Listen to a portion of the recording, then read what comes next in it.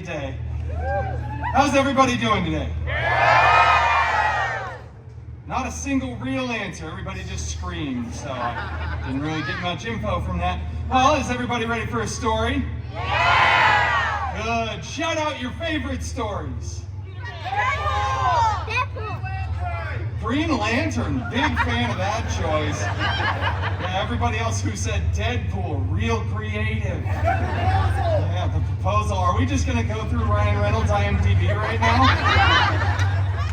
All right, now you know what? We're gonna do whatever I want to do because this, of course, is my show.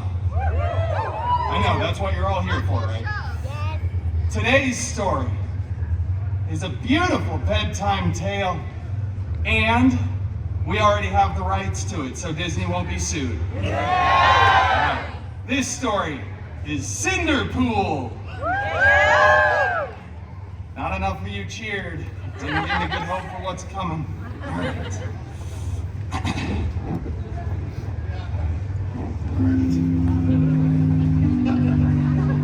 It's fine, the katanas make it hard. Once upon a time, you know, it just doesn't feel right when I do that by myself. We should all say those magical words together. Ready? Once upon a time. I said together.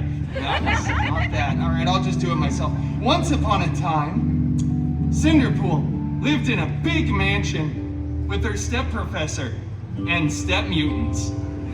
The biggest of those step mutants, Colossus, was always making up silly rules for the mansion, like make sure you close the window while the air conditioner is on, and for the love of Feige, stop hanging your underwear from the ceiling fan. What is wrong with you? Have you noticed? Anyway, the other step mutant, Negasonic Teenage Warhead, who has a few fans here, that's great. She was always texting and rolling her eyes. Oh, she was so Gen Z. Both of these step mutants were very jealous of Cinderpool because Cinderpool had a much, much larger fan base than them. One day, a non-union extra went running in front of the mansion screaming King Thanos was going to have the biggest battle of Phase 3. That's right, and we all know that was the last good phase. Cinderpool desperately wanted to go to the big battle, but Colossus said, "No. It is too dangerous, and you are not a good part of the team." Then they ripped apart Cinderpool's favorite costume, and Negasonic blasted it with her mind powers.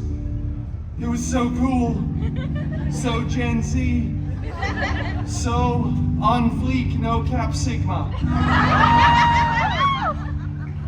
Cinderpool was distraught, vulnerable and exposed as she stumbled out onto the mansion grounds.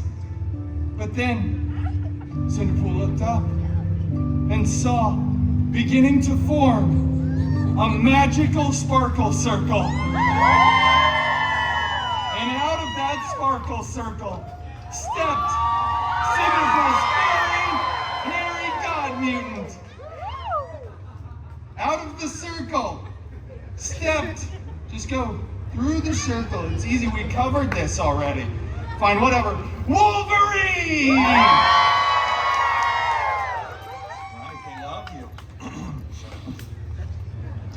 Oh, fairy god mutant Wolverine! I desperately want to go to the big battle, but my evil step mutants destroyed my costume. Shut up. He said lovingly. What? I'm doing the story. You know, they destroy my costume. I can't go to the fight without one. Wave the little magic stick and... Whatever. Go get another costume. Nobody can stop whining. Well, with that sage life advice, Cinderpool ran to the wardrobe department, grabbed a new, freshly laundered costume, and headed to the big battle. Cinderpool was late, of course, because she stopped for chimichangas along the way at 7-Eleven. But 7-Eleven doesn't sell chimichangas anymore, so he had to go to 3 other gas stations. Anyway, when he got there, the Avengers were winning. That was quite the delay, huh? Yeah.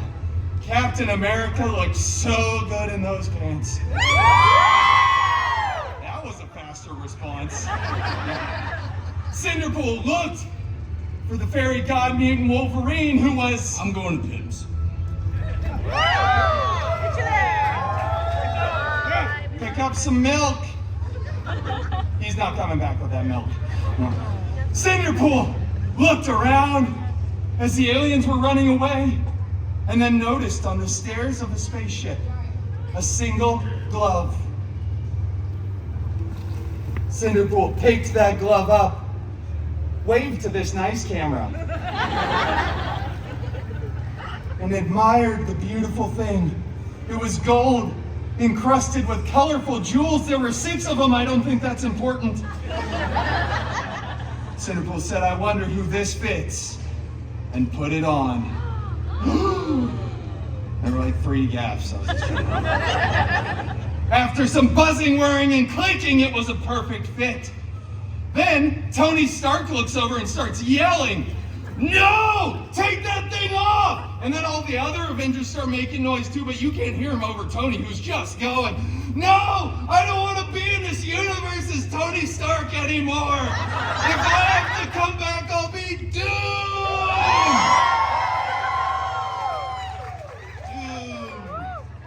Yeah, half of you who are clapping don't get the joke. Just, yeah. But then all the Avengers at the same time yell, Cinderpool, do not snap! I said the Avengers yelled it, not you. No key or cheese.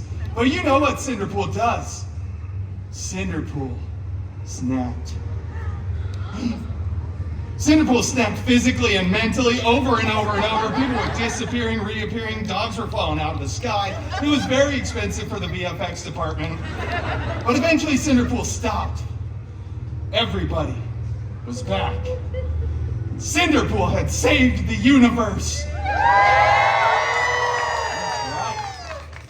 Then all the Avengers tackle Cinderpool to the ground, rip the glove right off, and then blah, blah, blah. They remake the film years later. Tony Stark is the big sacrificial hero, and it goes on to become the most profitable film in the Feige universe, the FCU.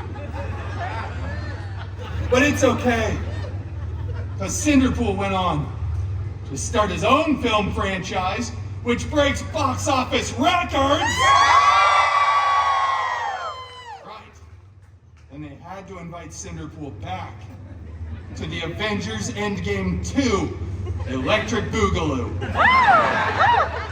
And that, everybody, is the real story, the end game. I played with the end a little bit to make it dramatic. Thank you all so much for joining me here for Storytime with Deadpool. Have a wonderful day.